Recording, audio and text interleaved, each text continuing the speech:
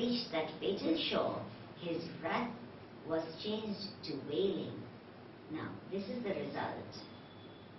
This boatman, who had kept to his promise, did not leave these two on the shore at all to save his own life.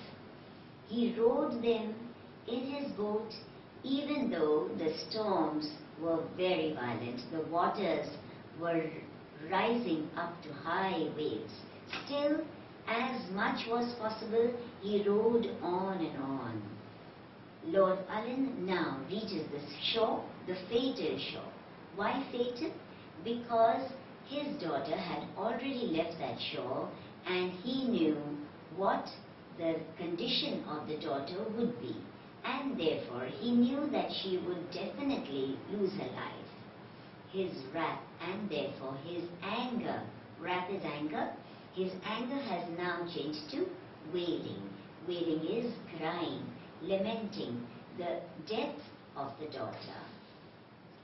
For sore dismayed through storm and shade, his child he did discover.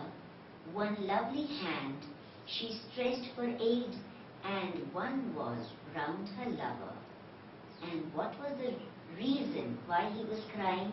Because he could see the figures of those two. The figure of his own child, his daughter, whose one hand was round her lover and the other was above the waters.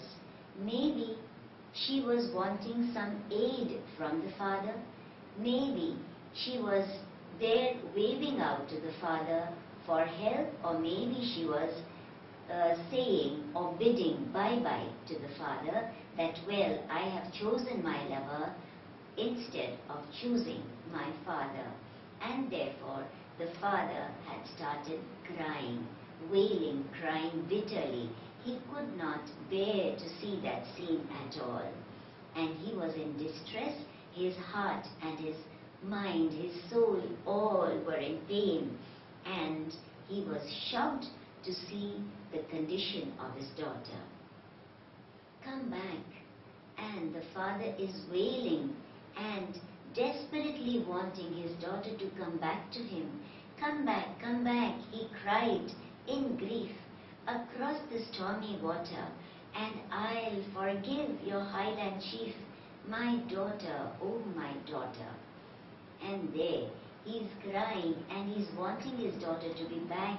He says, I shall forgive your highland chief, your lover. I shall definitely forgive him and see that you are married to him. But it was all in vain. 'Twas vain. The loud waves lashed the shore, return or aid preventing. The water wild went o'er his child, and he was left lamenting. It was useless crying out, because those waters prevented the daughter either from coming back to the shore or any aid reaching her, because the waters were so wild and so violent that neither any aid could reach the daughter nor the daughter could come back to the shore. The waters had taken over, they had overpowered those three people in the boat, and he was left lamenting. He over here refers to Lord Ullin, who was here on the shore, crying bitterly and crying over his lost child.